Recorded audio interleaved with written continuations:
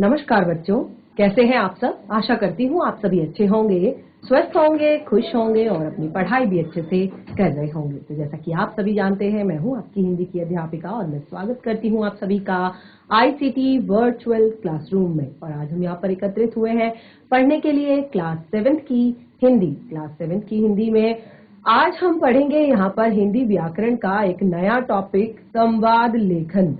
तो देखिए, हमने यहाँ पर जो हमारे हिंदी व्याकरण में लगभग सारे टॉपिक्स जो है कंप्लीट कर लिए हैं।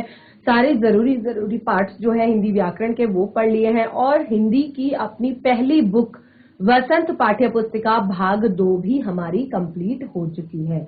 यानी कि एक तरह से हिंदी का हमारा सिलेबस एक तरफ से कंप्लीट हो चुका है। अभी हमारी दूसरी बुक जो है भारत की जो कथा है वो हमारी शेष है, जिसको हम नेक्स्ट जो हमारा सेशन है वहां से हम कंटिन्यू करने वाले हैं। और आज हम यहाँ पर पढ़ रहे हैं हिंदी व्याकरण का संवाद लेखन।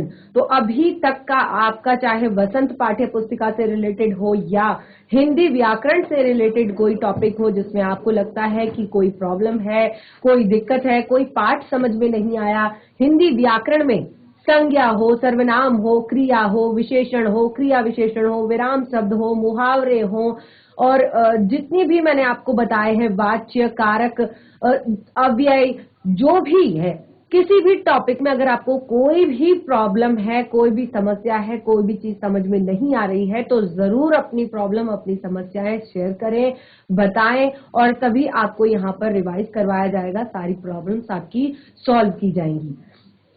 तो देखिए, हमारा जो आज का टॉपिक है वो है संवाद लेखन। संवाद लेखन, संवाद का क्या अर्थ होता है? संवाद का अर्थ होता है बातचीत। ठीक है, संवाद, बातचीत। तो जब दो व्यक्तियों के बीच में, जो दो लोगों के बीच में बातचीत होती है ना, उसको कहते हैं संवाद। ठीक है, तो संवाद लेखन की बात यहाँ पर आती है। तो इससे आपने अनुच्छेद लेखन पढ़ा होगा कि अनुच्छेद कैसे लिखते हैं, पैराग्राफ राइटिंग, है ना। ये तो हम छोटी क्लासेस में जब होते हैं तभी हम सीखते हैं पैराग्राफ राइटिंग, यानी कि अनुच्छेद लेखन। और फिर एक होता है डायलॉग राइटिंग, यानी कि अगर आप कोई नाटक लिख रहे हैं, आपके स्कूल में जब कोई नाटक होता है 15 अगस्त, 26 जनवरी या किसी और जो कार्यक्रम उपलक्ष्य, किसी और उपलक्ष्य में कोई कार्यक्रम अगर होते हैं तो वहां पर आपने देखा होगा कि जब आप नाटक करते हैं तो आप क्या करते हैं कि ठीक है, तेरे डायलॉग्स ये हैं तो तू इन्हें बोलेगा, मेरे ये हैं मैं इन्हें बोलूंगा। ठीक है, तो दो लोगों के आपस की बीच की जो बातचीत होती है उसको कहते हैं संवाद। तो संवाद लेखन, कैसे आप डायलॉग राइटिंग करेंगे, कैसे आप, इंग्लिश में कहते हैं डायलॉग।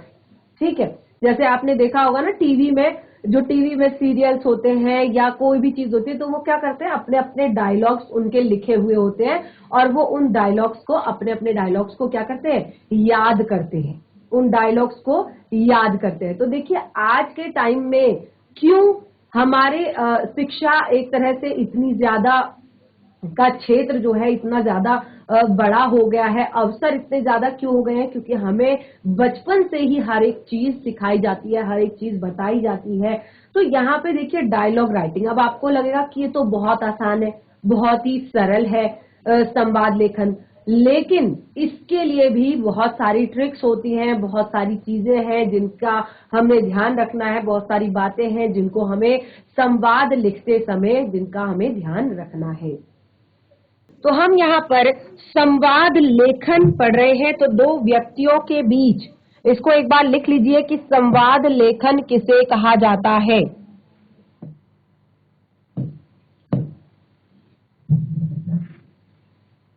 दो व्यक्तियों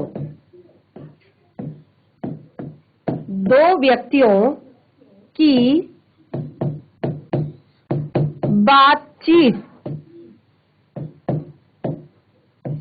दो व्यक्तियों की बातचीत को संवाद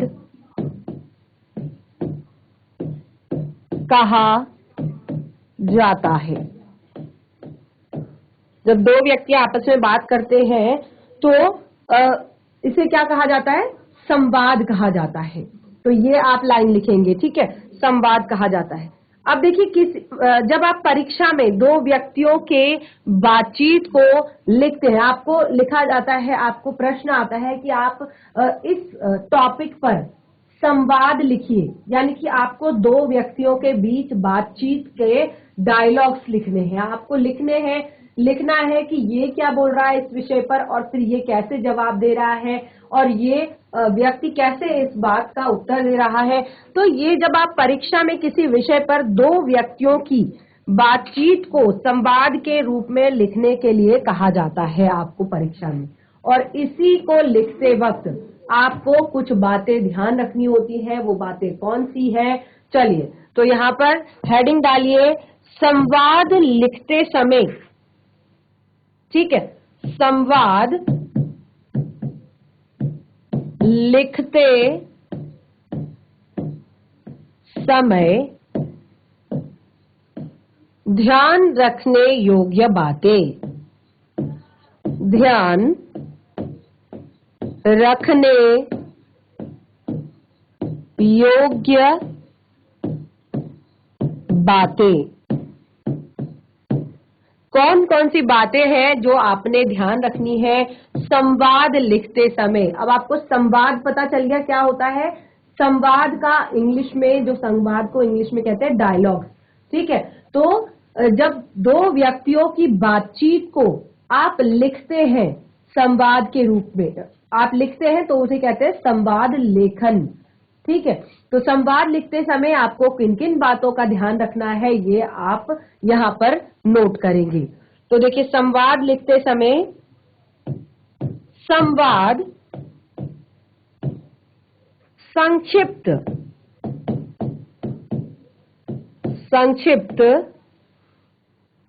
सरल व सारगर्भिक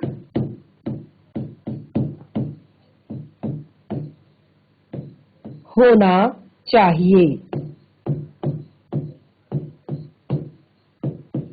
जो संवाद आप लिख रहे हैं वो आपका संक्षिप्त होना चाहिए। संक्षिप्त का क्या अर्थ होता है? संक्षिप्त का अर्थ होता है छोटा। बहुत बड़ा डायलॉग नहीं होना चाहिए, बहुत लंबा डायलॉग नहीं होना चाहिए, संक्षिप्त में होना चाहिए, सरल होना चाहिए, यानी कि इजी वे में लिखा होना चाहिए। सारगर्भिक, सारगर्भिक यानी कि ऐसा होना चाहिए जो एक दूसरे की समझ में आ जाए, ठीक है। तो संवाद आपका संक्षिप्त यानी कि छोटा होना चाहिए। बहुत लंबा, बहुत बड़े बड़े डायलॉग से लिखने हैं, ठीक है। छोटा होना चाहिए और सरल होना चाहिए जो कि समझ में आ जाए। दूसरा पॉइंट है संवादों की भाषा। संवादों की भाषा सरल, पात्रानुकूल। अब ये क्या शब्द है? पात्रानुकूल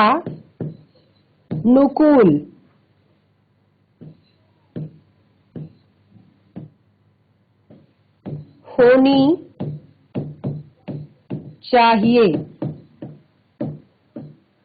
सरल एवं पात्रानुकूल होनी चाहिए। पात्रानुकूल अर्थात जो पात्र है, यानी कि जिसके बारे में आप लिख रहे हैं। जैसे मैंने आपको बताया ना कि यहाँ पर आपको एक तरह से व्यक्ति दे दिए जाएंगे, लोग दे दिए जाएंगे कि आपको एक नाटक है, आपने उसमें इतने हमारे पात्र हैं, ठीक है। कोई यहाँ पर चोर बना हुआ है, कोई सिपाही बना हुआ है, कोई एक तरह से दुकानदार बना हुआ है, कोई पुलिस बना हुआ है। तो आपको इस पर एक पूरा नाटक बनाना है और उस नाटक के आपने डायलॉग्स लिखने हैं। तो यहाँ पर देखिए, पात्रानुकूल यानी कि पात्रों के हिसाब से कि चोर क्या कह रहा है, पुलिस क्या कह रहा है, दुकानदार क्या कह रहा है, आम व्यक्ति क्या कह रहा है, ठीक है। तो उसके हिसाब से आपने डायलॉग्स लिखने हैं। तो पुलिस क्या कह सकता है, आपने सोचना है, आपने लिखना है। चोर क्या कह रहा है, वो सोचना है, लिखना है। एक व्यक्ति जिसकी यहाँ पर चोरी हुई है, वो क्या कह रहा है, क्या सोच रहा है, यानी कि पात्रों के हिसाब से आपके डायलॉग्स होने चाहिए, ठीक है। पात्रानुकूल होने चाहिए। नंबर 3, संवादों में क्रमबद्धता। अब ये क्रमबद्धता क्या होता है? संवादों में क्रमबद्धता का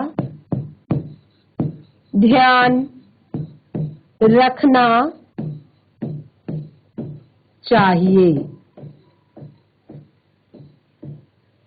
अगर आप डायलॉग राइटिंग कर रहे हैं, अगर आप संवाद लिख रहे हैं, तो संवादों में क्रमबद्धता होनी चाहिए। जो भी डायलॉग आप लिख रहे हैं उसमें क्या होनी चाहिए? क्रमबद्धता। यानी कि ऐसा नहीं कि जो बात आपने फर्स्ट में लिखनी थी वो आपने थर्ड में लिख दी, जो थर्ड में लिखनी थी वो सेकंड में लिख दी, जो सेकंड में लिखनी थी वो फर्स्ट में लिख दी। तो इससे क्या होगा कि आपकी बात समझ में नहीं आएगी। यहाँ लगेगा कि क्या कहने की कोशिश कर रहे हैं। कई बार क्या होता है कि जब आपस में हम बैठते हैं, जब हम बहुत सारे बैठ जाते हैं, एक साथ बातें करते हैं, तो क्या होता है, इधर उधर की जब बातें निकलती है तो हम क्या बोलते हैं, 1 मिनट रुको, पहले मुझे कंप्लीट करने दो। यानी कि पहले मुझे मेरी बात कंप्लीट करने दो, फिर तुम बोलना। अगर सब एक साथ बोलने लगे तो आपको दूसरे की बात समझ में नहीं आती है।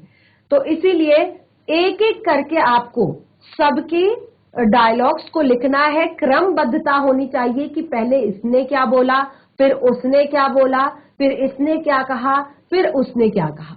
ठीक है, तो डायलॉग्स में, संवादों में क्या होनी चाहिए? क्रमबद्धता होनी चाहिए। यानी कि वो क्रम के अनुसार होने चाहिए, क्रम में होने चाहिए। ठीक है, चलिए आगे अगला यहाँ पर पॉइंट लिखते हैं। ये नोट डाउन कर लिया सभी ने? ये बहुत ही सरल सा टॉपिक है, बहुत ही इजी सा टॉपिक है। बिल्कुल आप देखेंगे, आजकल आप देखेंगे छोटे बच्चों की क्लास में भी ये होता है। यानी कि थर्ड फोर्थ के बच्चे जो होते हैं उनकी क्लास में भी आप उनकी हिंदी व्याकरण में भी संवाद लेखन, अनुच्छेद लेखन, ये सारी चीजें देख सकते हैं आप, कहानी लेखन। क्योंकि ये क्या होते हैं, एक तरह से ये हमारे शाब्दिक, जो हमारा शब्दों का हमारा ज्ञान है उसको बढ़ाते हैं, हमारे अंदर सोचने की क्षमता बढ़ाते हैं कि हम कितना सोच सकते हैं। ठीक है, और कैसे, किस तरह का हम सोचते हैं, वो सारी चीजें हमारी इसमें निखरती है। अब देखिए, आप आगे जा रहे हैं, क्लास 7th में है, क्लास 8th में जाएंगे, 9th में जाएंगे, तो उससे क्या होगा कि अब आपको कोई भी चीज, आपका जो एग्जाम में जो आप लिखते हैं वो उतना ही नहीं कि आपने 4 लाइन का आपने आंसर याद किया और आपने वही लिखना है। आपको अपना जितना ज्ञान है आपने वो उसमें बताना है। आपने जितना पढ़ा है, जितना समझा है चीजों के बारे में, तो आपकी लेखन क्षमता को भी बढ़ाता है, आपके शब्द भंडार को भी बढ़ाता है, आपके सोचने विचारने की क्षमता को भी बढ़ाता है। तो इसीलिए ये सारी चीजें आजकल छोटे बच्चों की क्लासेस में भी पढ़ाई जाती है। तो ये बहुत ही सरल सा टॉपिक है। देखिए, सबसे पहले हमने यहाँ कहा कि संक्षिप्त, सरल और सारगर्भिक होना चाहिए। संवादों की भाषा सरल और पात्रानुकूल होनी चाहिए। और फिर हमने कहा संवादों में क्रमबद्धता का ध्यान रखना चाहिए, यानी कि वो क्रम वाइज होने चाहिए, एक तरह से बिल्कुल ऊपर नीचे नहीं होना चाहिए, नहीं तो समझ नहीं आएगा कि कौन किसको क्या बोल रहा है।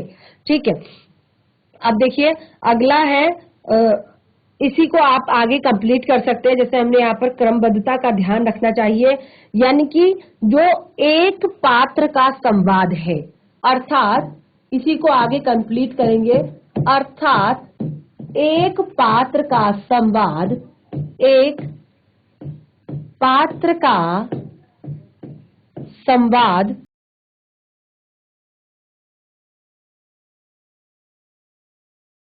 पात्र से जुड़ा होना चाहिए। एक पात्र का संवाद दूसरे पात्र से जुड़ा होना चाहिए, यानी कि क्रमबद्धता होनी चाहिए। अगर कोई प्रश्न कर रहा है तो अगला उसका उत्तर देगा, और फिर अगला उस पर सवाल उठाएगा, फिर अगला फिर उसका उत्तर देगा। तो इस तरह से क्रमबद्धता इनमें होनी चाहिए। ठीक है, अगला है पात्र के मनोभावों को। देखिए, सबसे मेन पॉइंट है यहाँ पर, जब भी आप डायलॉग्स लिखते हैं तो डायलॉग्स में आपने एक खास बात देखी होगी। डायलॉग्स की जो खास बात होती है, पात्र के मनोभावों को, पात्रों के मनोभावों भावों को, पात्रों के मनोभावों एवं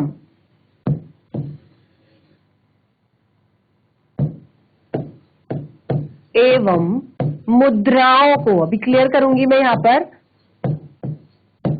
एवं मुद्राओं को कोष्ठक में लिखना चाहिए।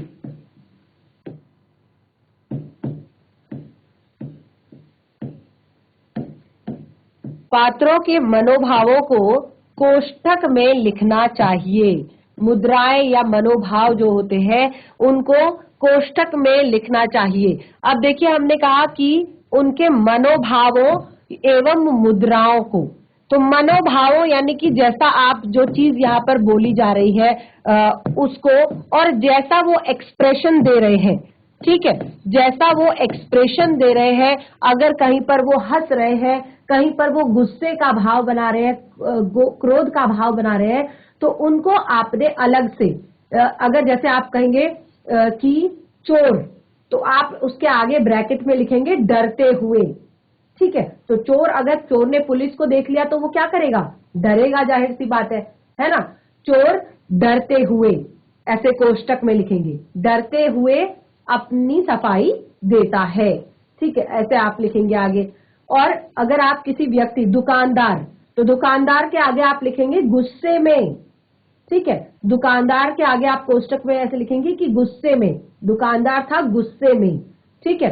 पुलिस वाले ने, फिर आप ब्रैकेट में लिख सकते हैं कड़क आवाज में, यानी कि आप बताएंगे उनके मनोभाव कैसे हैं उस चीज को बोलते वक्त। तभी तो आप कोई भी जब डायलॉग्स लिखते हैं तो वहां पे आपको, आप देखते हैं ना टीवी सीरियल्स में देखते हैं किस तरह के एक्सप्रेशन वो देते हैं, किस तरह के उनके एक्सप्रेशंस होते हैं, कैसे वो टाइम टू टाइम अपने फेशियल एक्सप्रेशन चेंज करते हैं, अपने मनोभावों को चेंज कर देते हैं। यानी कि जहां पर उनको गुस्सा आ रहा होता है वो बहुत गुस्सा दिखाते हैं, जहां पर उन्हें डर लग रहा होता है वो डर दिखाते हैं।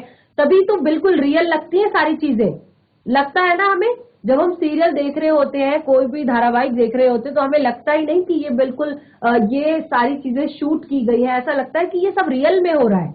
क्योंकि वो क्या करते हैं, अपने डायलॉग्स के साथ साथ अपने फेशियल एक्सप्रेशन देते हैं और अपने मनोभावों को वो निकालते हैं। तो वही चीजें उसके आगे लिखनी है, ठीक है। तो पात्रों के मनोभावों एवं मुद्राओं को कोष्ठक में लिखना चाहिए। अगर कोई आप लिख रहे हैं तो उसके आगे आप लिखेंगे कोष्ठक में कि उसकी उस टाइम पे मुद्रा क्या है, वो हंस रहा है या वो गुस्से में है या वो एक तरह से परेशान भाव से बोल रहा है या एक तरह से वो फटकार रहा है, डांट रहा है, ठीक है, या डर रहा है। तो वो सब चीजें, वो एक्सप्रेशन, वो मनोभाव, वो मुद्राएं, वो सब चीज आप कोष्ठक में लिखेंगे उसके नाम के आगे, ठीक है। और सबसे मेन पार्ट होता है, देखिए सबसे मेन पार्ट होता है संवादों में भावानुसार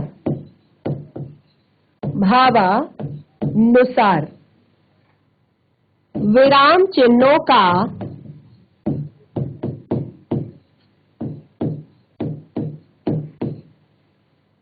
संवादों में भावानुसार विराम चिन्हों का प्रयोग करना चाहिए।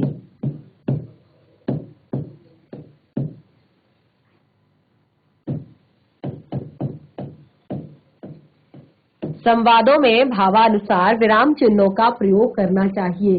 तो विराम चिन्हों की का क्या महत्व है, विराम चिन्ह किसे कहते हैं, ये कितने टाइप्स के होते हैं, ये सारी चीजें मैंने आपको बताई है। हमने अलग से टॉपिक पढ़ा है विराम चिन्ह का, पढ़ा है कि नहीं पढ़ा है? हैंड रेज करेंगे, पढ़ा है कि नहीं पढ़ा है? अगर पढ़ा हो तो हैंड रेज करेंगे। विराम चिन्ह टॉपिक पढ़ा है हमने, यहाँ पर बहुत अच्छे से क्लियरली पता, सभी को पता है। आप लोगों ने नहीं पढ़ा? यस सरानिकेत, यस बच्चे। मैम नहीं पढ़ा। नहीं पढ़ा है।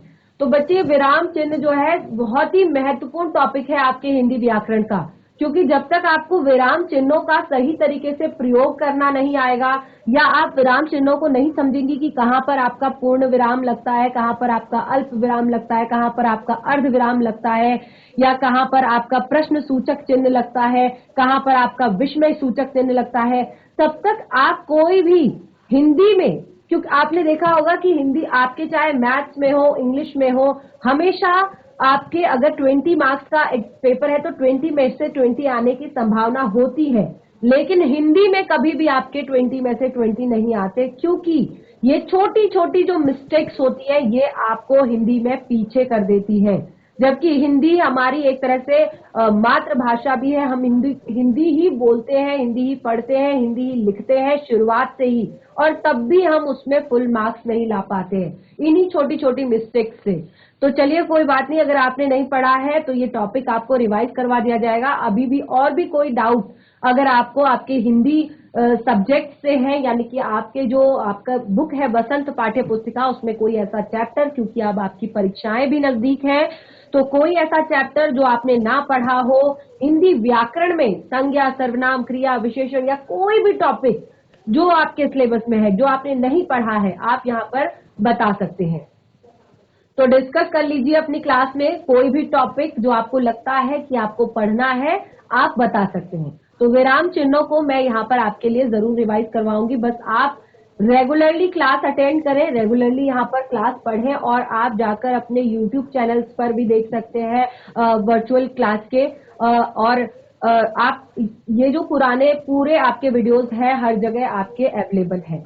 तो यहाँ पर हम संवादों में भावानुसार विराम चिन्हों का प्रयोग होना चाहिए। चलिए बैठ जाइए बच्चा, आप डिस्कस कर लीजिए कोई और टॉपिक अगर आपको लगता है क्लास में कि पढ़ना है तो आप मुझे जरूर बताएं।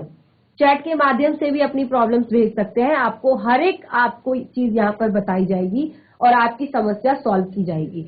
तो विराम चिन्ह जो होते हैं, विराम का अर्थ होता है रुकना। विराम का अर्थ क्या होता है? रुकना। यानी कि अब आप कोई चीज लिख रहे हैं, कोई बात बोल रहे हैं, ठीक है, तो आप अगर सही जगह पर सही समय के लिए नहीं रुकेंगे तो आपके अर्थ का अनर्थ हो जाएगा। यानी कि आप जो भी पढ़ रहे हैं वो आपको समझ नहीं आएगा, आप जो बोल रहे हैं सामने वाले को समझ नहीं आएगा, जो भाव, असल जो भाव है आपकी बात के, वो सामने वाला नहीं समझ पाएगा, ठीक है। और कई बार तो आपने देखा होगा कई एक तरह से आपने चुटकुले भी पढ़े होंगे इस तरह के, जिनमें इस तरह से विराम चिन्हों का जो एक तरह से दिखाया जाता है कि विराम चिन्हों का प्रयोग सही से ना करने से क्या होता है, ठीक है। तो इससे क्या होता है कि आपके भाव को नहीं समझ पाते, आप जो बोलना चाहते हैं उसको नहीं समझ पाते। तो आपको कोई भी बात अगर कहनी है, लिखना है, तो आपको वहां पर कितनी देर के लिए रुकना है, कैसे रुकना है, वो आपने पढ़ना है। तो जैसे हम यहाँ पर आप देख सकते हैं, हमने हर एक पंक्ति के लास्ट में क्या लगाया है? पूर्ण विराम लगाया है, ठीक है। तो पूर्ण विराम का अर्थ है कि ये लाइन हमारी यहाँ पर खत्म हो गई है। जैसे मैंने कहा, संवादों में भावानुसार विराम चिन्हों का प्रयोग करना चाहिए। मैं लास्ट में रुकी, मैंने सांस लिया, मैंने बोला चाहिए, तो समझ आ गया है, लाइन पूरी क्लियर है। अगर मैं देखिए आप यहाँ पर किसी भी तरह का अगर विराम चिन्हों का प्रयोग अगर हम नहीं करेंगे तो हमें चीजें समझ में नहीं आएंगी। तो बहुत ही महत्वपूर्ण टॉपिक है विराम चिन्ह, और खास तौर पर डायलॉग्स में अगर आप डायलॉग में विराम चिन्हों का प्रयोग ढंग से नहीं करेंगे तब तो हमें बात बिल्कुल समझ में नहीं आएगी। जैसे हम कहेंगे, वाह कितना सुंदर उपवन है, ठीक है, तो वाह मैंने क्या व्यक्त किया? आश्चर्य व्यक्त किया। वाह कितना सुंदर उपवन है। तो जब मैंने वाह बोला तो उसके बाद मुझे इस तरह से रुकना है।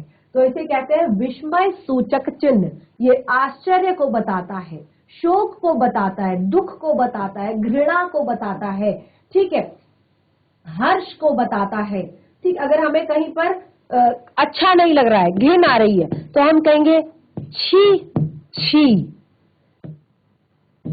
ठीक है, इस तरह से हम लिखेंगे छी छी। कितना गंदा गंदगी फैली हुई है। ठीक है, तो ये सारे होते हैं आपके विराम चिन्ह, यानी कि जहां पर आपको अपने भाव को व्यक्त करना है सही तरीके से, तो आपको सही तरीके से विराम चिन्हों का प्रयोग भी आना चाहिए। तो हमने यहाँ पर विराम चिन्हों जो आपका संवाद लेखन है उससे संबंधित हमने 5 पॉइंट्स यहाँ पर डिस्कस किए। और जैसे कि मैंने आपको बताया, संवाद लेखन बहुत ही ज्यादा सरल, बहुत ही ज्यादा इजी टॉपिक है हिंदी व्याकरण का। और उतना ही ज्यादा अगर आप बिल्कुल नहीं समझ पाएंगे इनके अंदर की चीजों को, बातों को, तो आप उतना ही ज्यादा इसमें और भी ज्यादा गड़बड़ कर देंगे और आपको सही तरीके से संवाद लिखना नहीं आएगा। तो अब जैसे यहां पर एक बहुत ही आम सा टॉपिक है कि बढ़ती महंगाई, नोट डाउन कीजिए इसको, बढ़ती महंगाई।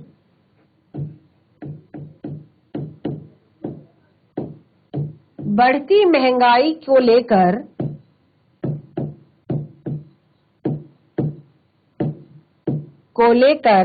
दो नागरिकों की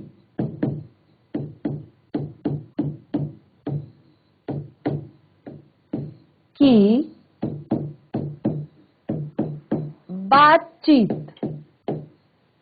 बढ़ती महंगाई को लेकर दो नागरिकों की बातचीत को